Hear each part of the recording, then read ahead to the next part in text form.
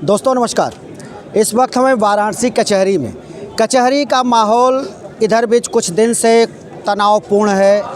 मामला ये आया है संज्ञान में कि एक शासकीय अधिवक्ता की पिटाई हुई, लेकिन ये पिटाई क्यों हुई, किसके ऊपर आरोप है और जिनको यहाँ से बनारस सेंट्रल बार एसोसिएशन ने 3 साल के लिए निलंबित कर दिया है, हम उसी अधिवक्ता के साथ यहाँ पर बैठे हुए हैं और उन्हीं से हम जानना चाहेंगे कि ये पूरा मामला आखिर है क्या, और वो खुद आपके सामने अपनी बात रखेंगे।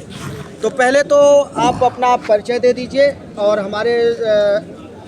हमारे जो दर्शक हैं उनको बताइए कि मामला क्या है। जी, बहुत बहुत धन्यवाद आपके चैनल को और बहुत बहुत दर्शकों को प्रणाम मेरा। मैं राहुल राज एडवोकेट, जिला सत्र न्यायालय वाराणसी। जी, प्रकरण एकदम साफ सुथरा है, पारदर्शी है कि ये लड़ाई कचहरी परिसर में संविधान बचाने की लड़ाई है और जिस तरीके से हम लोगों के साथ अन्याय हो रहा है इस परिसर में सेंट्रल बार के अध्यक्ष और महामंत्री जी द्वारा, यह असंवैधानिक है, तानाशाही है।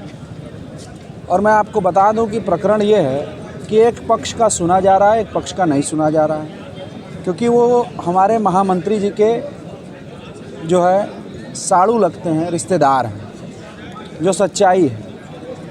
और लड़ाई मात्र इतनी थी कि 1 तारीख की घटना थी, राज्य बनाम अंशुल केसरी का मामला था रामनगर का, और उसी प्रकरण में हमारे अधिवक्ता साथी गए थे मनोज गुप्ता जी से बातचीत करने, जो आम तौर पे सभी लोग करते हैं। जो आज बड़े बड़े विद्वान ज्ञान दे रहे हैं वो भी जाते हैं कोर्ट में तो वही करते हैं जो हमारे साथी ने किया है।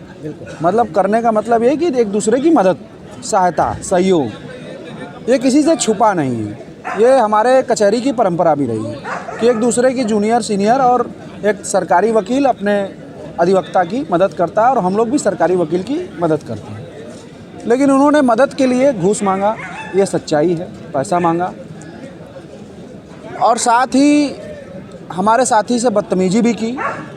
लेकिन उसको भूलते हुए भी हमारे साथी वापस चले आए और हम बनारस में नहीं थे उस दिन। तत्पश्चात 7 तारीख को मैं जब आया बनारस और न्यायालय में आया तो न्यायालय परिसर में मनोज गुप्ता जी से हमारी मुलाकात एक अचानक एक्सीडेंट कह लीजिए हो गई। तो हमारे साथी ने कहा कि भैया यही मनोज गुप्ता जी हैं, डीजीसी साहब हैं, और इन्हीं से उस दिन कुछ कहा सुनी मामूली हो गई थी। तो हमने बड़े विनम्रता से उनको अपना परिचय देते हुए अपनी पूरी बात को बताया। तो फिर वो हमसे भी गाली गलौज पे आमदा हो गए, गाली गलौज पे हमसे भी आमदा हो गए परिचय बताने के बाद भी, जबकि मैं भी पदाधिकारी हूँ यहाँ का सेंट्रल बार का। और तत्पश्चात एक व्यक्ति आए 50 से 52 साल जिनकी उम्र है, और वो आते ही उनके ऊपर हाथ छोड़ दिए। उनको आप पहचानते हैं? जी पहचानते हैं, एकदम पहचानते हैं, और मैं आज शाम तक उनकी पुष्टि भी कर दूंगा कि वो कौन है। उनकी पुष्टि हो चुकी है, लेकिन अभी आपके चैनल के माध्यम से इसलिए नहीं बोलना चाह रहा हूँ क्योंकि अभी पूर्ण रूप से पुष्टि नहीं हुई। तो क्या आपको लगता है कि एक ही किसी ने हाथ छोड़ा था या कई लोगों ने छोड़ा, कुछ ऐसा? खैर वहाँ तो गैदरिंग हो गई होगी, भीड़ हो गया होगा। एक लोगों ने हाथ छोड़ा था जी, एक लोगों ने हाथ छोड़ा था, और उसके पश्चात जो है जब महामंत्री जी आए तो उन्होंने, महामंत्री जी आकर मौके पर बिना कुछ सोचे समझे हमारे एक साथी अधिवक्ता को वो भी मारने लगे। अच्छा, उन्होंने भी हाथ छोड़ा? उन्होंने भी हाथ छोड़ा। जो सेंट्रल बार में इस समय पदाधिकारी हैं, महामंत्री हैं, उन्होंने भी हाथ छोड़ा। उसके भी गवाह मेरे पास हैं जो मेरे टीम के नहीं हैं, आम अधिवक्ता हैं, वो भी बोलने के लिए टीम तो या तो अधिवक्ताओं का एक समाज है यहाँ, नहीं, एक सबकी चौकियाँ होती हैं। मैं उसकी बात कर रहा हूँ कि मेरे समूह के नहीं है। टीम का मतलब समूह से, यहाँ सबका एक समूह है कि भाई इनके चौकी के, उनके चौकी के, तो मेरे चौकी के भी नहीं है, इससे गवाह भी हैं जो बोलने के लिए भी तैयार है। दूसरी चीज़ कि महामंत्री जी ने अपने पद का दुरुपयोग करते हुए तत्काल आम सभा बुला ली असंवैधानिक रूप से, जबकि उन्हीं के सेंट्रल बार का ये बायलॉज है, आप देख लीजिए। अच्छा, ये बायलॉज है, ये सेंट्रल बार का एक प्रकार का संविधान है।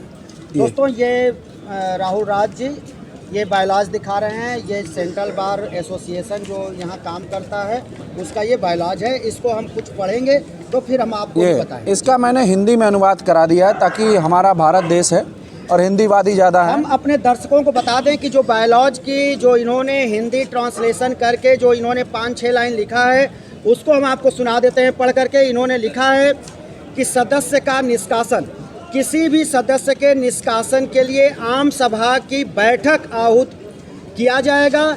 बैठक हेतु 14 दिन पूर्व सूचना दिया जाना अनिवार्य होगा और साधारण सदस्यों की आम सभा में उपस्थिति सदस्यों को 2/3 बहुमत द्वारा पारित प्रस्ताव के बाद ही किसी को निष्कासित किया जाएगा और बैठक की सूचना संबंधित व्यक्ति को दिया जाएगा और बार द्वारा उस व्यक्ति को सुनना भी अनिवार्य होगा। तत्पश्चात से ही उस सदस्य के निष्कासन संबंधी कोई निर्णय होगा। लब्बो लुआब ये है कि 14 दिन का नोटिस देना अनिवार्य है। जो ये बायलॉज का ये 4-5 लाइन जो उसका निष्कर्ष है, और दूसरी बात कि जिसके ऊपर एक्शन लिया जाना है उसकी भी बात सुननी चाहिए।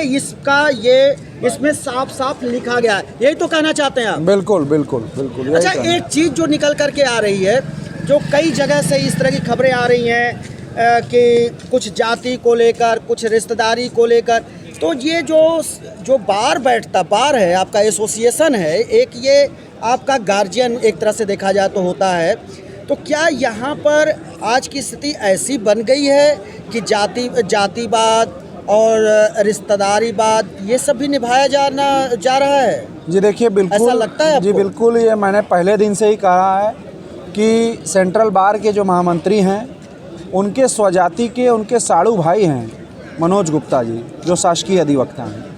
वरना आप देख लीजिए, हमारे कचहरी की परंपरा रही है, बहुत बड़े से बड़े मामले हुए हैं कचहरी में, कोर्ट फड़ौवल तक हुआ है। हाँ, और कई बार से पता है। कोर्ट फड़ौवल कोर्ट के अंदर तक हुआ है, कचहरी परिसर के अंदर हुआ है, जज के सामने हुआ है। मैं आपके चैनल के माध्यम से पूछना चाहता हूं कि सेंट्रल बार ने या बनारस बार ने या किसी भी बार ने क्या उनको निष्कासन किया? क्या उनको निष्कासन किया? नहीं किया। तमाम लड़ाइयाँ उदाहरण हैं।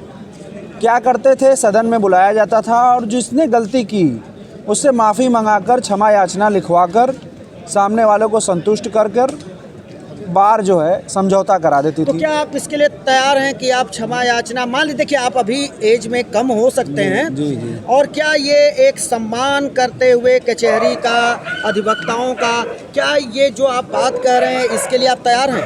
जी देखिए, जो आप बात बोल रहे हैं बहुत अच्छी बोल रहे हैं, सौहार्द और प्यार की बोल रहे हैं। मैं देखिए कचहरी को अपना घर समझता हूँ और ये जो सारे अधिवक्ता हैं वो मेरा परिवार है। बिल्कुल सही बात है। और अगर परिवार में कोई ऊंच नीच हो जाती है तो गार्जियन का दायित्व होता है कि दोनों को समझाकर आपस में मान मलौवर कर समझौता करा दे। लेकिन यहाँ प्रश्न ये है कि गार्जियन खुद प्रतिष्ठा फंसा लिए हैं। आप कौन से गार्जियन? और अध्यक्ष और महामंत्री जिनको बनना था पंथ, वो बन गए हैं पक्षकार। ठीक है ना? वो बन गए हैं पक्षकार। और बार की भूमिका पंथ की होनी चाहिए, पंच की होनी चाहिए।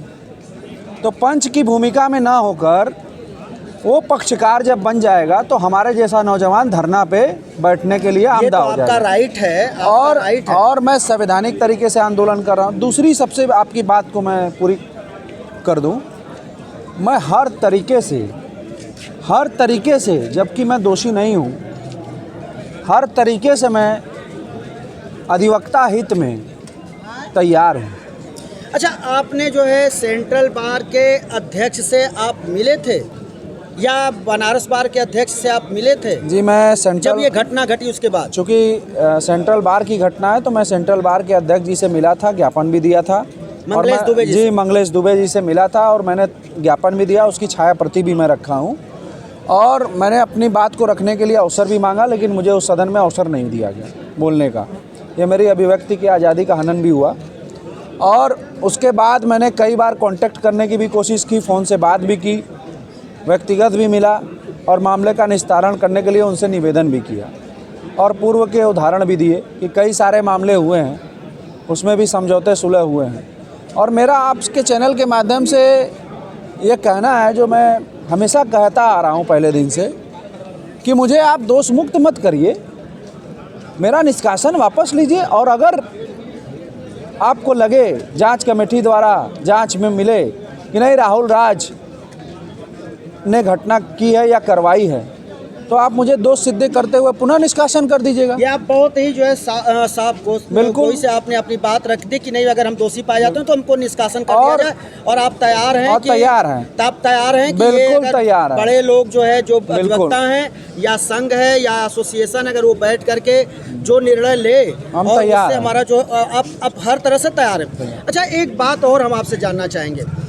ये तो हो गया आपका सेंट्रल बार एसोसिएशन, या कि अभी वहाँ पे नहीं, आपके इसी कचहरी में एक ऐसे भी सदस्य बैठते हैं जो बार काउंसिल ऑफ इंडिया के भी मेंबर हैं, उत्तर प्रदेश बार काउंसिल के भी मेंबर हैं। क्या उनसे भी आपने संपर्क साधा? वो मतलब श्रीनाथ त्रिपाठी, हमारा कहने का मतलब है। जी देखिए, उनके अलावा 3 अन्य भी हैं जी, लेकिन हम लोगों ने स्वयं श्रीनाथ गुरुजी ने इस मामले को संज्ञान में लिया मेरे बिना कहे, क्योंकि उनका कहना है कि कचहरी की जो वातावरण है वो ख़राब ना हो, इसलिए उन्होंने फ़ोन भी किया था, हालचाल भी लिया और पूरे प्रकरण को जाना भी, और मैंने उनको बताया भी। तो उन्होंने मेरे एक पत्र पर आदेशित भी किया कि इस पर पुनः विचार किया जाए, और कार्यकारिणी को बुलाने के लिए उन्होंने अध्यक्ष महामंत्री से निवेदन भी किया मेरे लिए।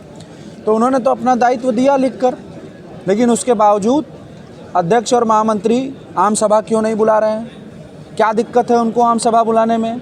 कौन सी वो गलती की हैं? कहीं बाईलॉज में तो नहीं फंस रहे हैं? ठीक है, मैं आपके चैनल के माध्यम से बोल रहा हूँ, माना मैं एक वकील हूँ, मान लीजिए कि मैं दोषी हूँ, तो क्या आप भी दोषी हो जाएंगे मेरे साथ साथ? नहीं, आप भी इसका उल्लंघन करेंगे बाईलॉज का? कोई एक व्यक्ति कैसे निर्णय लेगा कि आप दोषी हैं? हाँ, मैं तो एक जांच का विषय है। चलिए, मैं मान लेता हूँ कि कोई कमेटी बैठाई गई, मैं मान लेता हूँ कि मैं गलत इंसान हूँ। जितने मेरे ऊपर आरोप लगा रहे हैं वो मैं सब स्वीकार कर ले रहा हूँ। आपके चैनल से बड़ी बात कहने जा रहा हूँ। कोई एजेंसी है? मैं बता रहा हूँ, मैं सबसे बड़ी बात कहने जा रहा हूँ। मैं सब तरीके से गलत हूँ, तो मैं अगर गलती करूँगा तो आप भी गलती करेंगे, यानी मतलब आप भी सेंट्रल बार के बाइलॉज का उल्लंघन करेंगे? नहीं, बिल्कुल नहीं करना ठीक है, चाहिए। माना आज तो लिखित है जी, माना मैं गलत हूँ, सारे आरोप मेरे ऊपर सिद्ध है, मान लिया, माना, तो क्या मतलब मान लिया मैं आरोप सिद्ध है मेरे ऊपर और मैं आरोपी हूँ भी, तो क्या मतलब आप भी गलत करेंगे? नहीं, अगर जिम्मेदार आप तो एक जिम्मेदार पद पे हैं, तो वहाँ आप अध्यक्ष हैं, महामंत्री हैं, और आप बाइलॉज के हिसाब से चलेंगे ना, तो आपको कानून के हिसाब से चलना चाहिए। मैं यही कहने की कोशिश कर रहा हूँ इतने दिन से। तो निश्चित तौर पर ये सुनना चाहिए, आपका भी पक्ष सुनना चाहिए एसोसिएशन को, और नियमावली तहत कार्य करना चाहिए, कार्रवाई करनी चाहिए, उसके लिए मैं तैयार हूँ। अच्छा, इस कार्रवाई से क्या क्या जो है, ऐसा क्या हो रहा है? आप अपनी वकालत यहाँ कर रहे हैं, नहीं कर रहे हैं, कोर्ट में अपीयर हो रहे हैं कि नहीं हो रहे हैं? आपके चैनल के माध्यम से देश की जनता को बता दूं कि सेंट्रल बार की सदस्यता चली जानी बहुत बड़ी बात नहीं है। बात यह है कि कचहरी परिसर में जो न्याय दिलाते हैं दूसरों को, उनके साथ अन्याय हो रहा है, इसलिए मैं यहाँ बैठा हूँ। मेरा वो लाइसेंस नहीं निरस्त करा सकते, उनकी उतनी पावर नहीं है पद में। वो तो उत्तर प्रदेश बार काउंसिल का नहीं, वो सुप्रीम कोर्ट को पावर है, ठीक है। और मैं बनारस बार का भी सदस्य हूँ, मैं चाहूँ तो रेगुलर प्रैक्टिशियन जैसे करता था वो बनारस बार का भी बनारस बार से रहकर कर सकता हूँ। लेकिन सवाल ये है कि मैं ये धरने पे इसलिए बैठा हूँ कि आज मेरे साथ हुआ है, कल पता चला किसी और जात के अध्यक्ष और महामंत्री आए, वो अपने जात के व्यक्ति को बचाने के लिए किसी और अधिवक्ता को फंसाने लगे, तो ये तो परंपरा बन जाएगी। अच्छा, सब लोग फिर सेंट्रल बार के बाइलॉज का उल्लंघन करने लगेंगे। आप छात्र नेता भी रहे हैं और इस कचहरी में लंबी फहरिस्त है छात्र नेता जो यहाँ आकर के वकील बने, अधिवक्ता बने। यहाँ से नीलकंठ तिवारी निकले, आज उनके सफ़र देख लीजिए। यहाँ त्रिपुरारी मिश्रा रहे, अभी भी कई अधिवक्ता हैं, प्रहलाद तिवारी, बहुत सारे हैं। लेकिन ये सारी चीज़ों को हम एक अलग रखते हुए आपसे एक बात पूछते हैं। जब आप पूरी साफ आप बात अपनी रख रहे हैं, तो ये भी हम आपसे पूछ लेते हैं, क्या कभी भी कोई एक पीड़ित व्यक्ति किसी जाति का जरूर होगा, एक आरोपी व्यक्ति होगा वो भी किसी जाति का होगा, जो आपके संघ का कोई सदस्य होगा वो भी किसी जाति का होगा, तो क्या ये आगे भी यही चलता रहेगा कि ये जातिवाद पर ये हो रहा है और ये ख़त्म होना चाहिए या चलते रहना चाहिए? बिल्कुल, आप युवा हैं, इसको बताइए। बिल्कुल पूरा ख़त्म होना चाहिए और उसी की हम लड़ाई लड़ रहे हैं। जैसा कि मैंने कहा कि महामंत्री जी के वो बहुत ही खास और स्वजाति के साथ साथ रिश्तेदार भी हैं, वो उनके रिश्तेदार भी हैं। मतलब ये नहीं होना चाहिए। और यही तो मैं महामंत्री जी को नैतिकता बताना चाह रहा हूँ इस धरने के माध्यम से कि आप महामंत्री पूरे कचहरी परिसर के हैं, केवल एक जात एक समुदाय के नहीं हैं। आप सबको आपको अपना मानना चाहिए, मैं भी आपका अपना हूँ। बिल्कुल। आपको मुझसे पूछना चाहिए, आप एज अ महामंत्री जनरल सेक्रेटरी, गार्जियन आप एज अ जनरल सेक्रेटरी आप किसी पद पर हो और एक व्यक्ति को तहरीर लिखने चले जा रहे हो चौकी पर, जो उसी प्रकरण में है जिस प्रकरण में अधिवक्ता आमने सामने है। मतलब आप मनोज गुप्ता के लिए तहरीर लिखने चले जा रहे हैं चौकी पे, और मैं भी अधिवक्ता हूं, और आप महामंत्री पद पर हैं, अभी पूर्व नहीं हुए हैं। आपको नहीं जाना चाहिए, आपको पद की गरिमा का ख्याल रखना चाहिए। अच्छा, मान लीजिए अगर कुछ ऐसा होता है, देखिए हम भी चाहेंगे बड़ी से बड़ी लड़ाइयाँ, एक देश के दूसरे देश की भी लड़ाई जो है बातचीत से फिर बाद में हजारों लाखों लोग मार दिए जाते हैं और बाद में बातचीत से समझौता होता है। हम भी चाहेंगे कि आप लोगों का ये समझौता हो, कचहरी का जो ये विवाद है ये तमाशा न बने, हम भी चाहेंगे। लेकिन क्या कब ऐसा अगर ज़रूरत आ जाए तो आप कोर्ट का भी दरवाज़ा खटखटाएंगे? बिल्कुल बिल्कुल। अभी तक हमको निष्कासन पत्र नहीं दिया गया, इतनी बड़ी तानाशाही चल रही है। केवल पेपर में छाप दिया गया और प्रेस विज्ञप्ति भेजा दी गई। अभी तक मुझे निष्कासन का मेरा पत्र भी नहीं मिला है कि मैं हाई कोर्ट चला जाऊं। इसी तरह का एक मामला हुआ था श्रीनाथ त्रिपाठी जी के साथ भी। बार काउंसिल ऑफ इंडिया ने उनको एक वक्तव्य पर निष्कासित किया था। उन्होंने जो है दिल्ली हाई कोर्ट का दरवाज़ा खटखटाया था, जहां से उनको राहत मिली। लेकिन मैं भी कोर्ट का दरवाज़ा ज़रूर खटखटाऊंगा और पहले दिन से कह रहा हूं। लेकिन जो अपनी संवैधानिक लड़ाई है कचहरी परिसर की, वो लड़ रहा हूं, और जिस दिन मुझे निष्कासन पत्र मिलेगा मैं हाई कोर्ट भी जाऊँगा।